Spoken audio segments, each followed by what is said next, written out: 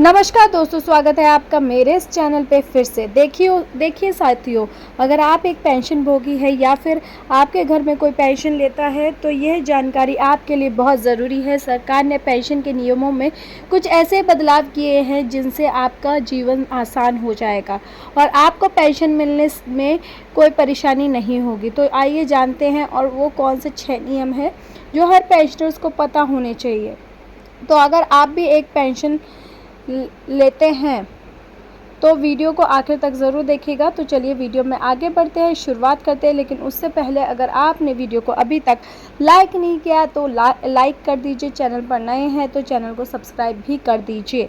तो चलिए आगे बढ़ते हैं, स्टेप बाय स्टेप आपको 6 के 6 नियम बताते हैं जो हर पेंशनर्स के लिए जानना ज़रूरी है। इन नियमों को अगर आप फॉलो नहीं करते हैं तो आपको पेंशन नहीं मिलेगी। चलिए आगे बढ़ते हैं। देखिए, सबसे पहला है डिजिटल प्रमाण पत्र। अब बैंकों की लंबी लाइनों में लगने का नियम ख़त्म हो गया है। आप फेस ऑथेंटिकेशन ऐप के ज़रिए अपने स्मार्टफोन से ही घर बैठे अपना लाइफ सर्टिफिकेट जमा कर सकते हैं। यानी कि पहले आपको बैंक में घंटों लाइनों में लगना पड़ता था, लेकिन अब लाइफ सर्टिफिकेट जमा करने के लिए आपको कहीं पे भी लगना नहीं पड़ेगा और अब आप फेस ऑथेंटिकेशन ऐप के ज़रिए स्मार्टफोन से अपना लाइफ सर्टिफिकेट जमा कर सकते हैं। इसके अलावा पोस्ट ऑफिस के डोर स्टेप बैंकिंग सेवा के ज़रिए डाकिया आप घर आकर इसे अपडेट कर सकता है। 80 वर्ष की आयु पर अतिरिक्त पेंशन के नियमों के तहत जैसे जैसे आपकी उम्र बढ़ती है, सरकार आपको अतिरिक्त वित्तीय सहायता देती है। जैसे कि आपकी उम्र 80 वर्ष पूरी हो चुकी है, आपकी बेसिक पेंशन में 20% की बढ़ोतरी की जाएगी।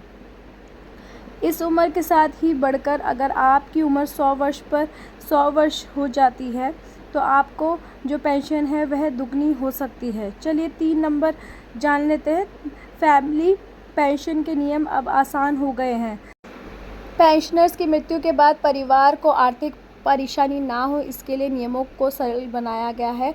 अब विधवा, तलाकशुदा या जो बेटियां हैं, यहाँ तक कि आश्रित दिव्यांग बच्चे भी आजीवन फैमिली पेंशन का हकदार हो सकते हैं।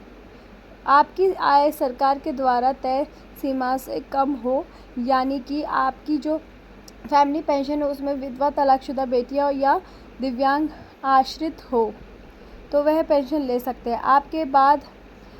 इसके बाद नंबर 4 पेंशन का जो कम्यूटेशन है और बहाली। कई लोग अपने पेंशन का हिस्सा एडवांस लमसम ले लेते हैं, जिससे उनकी जो मासिक पेंशन है वह कम हो जाती है। कटा हुआ हिस्सा 15 साल के बाद अपने आप बहाल हो जाता है, यानी कि 15 साल बाद आपको फिर से पूरी पेंशन मिलना शुरू हो जाएगी। चलिए आगे बढ़ते हैं। Number 5 fixed medical allowance. स्वास्थ्य की देखभाल के लिए भी खास प्रावधान है।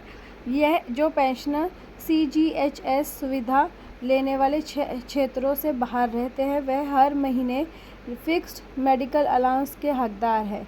यह राशि आपकी मासिक पेंशन के साथ जुड़कर आती है ताकि आप अपनी दवाइयों का खर्च निकाल सकें। नंबर 6 पेंशन अदालत और शिकायत का निवारण।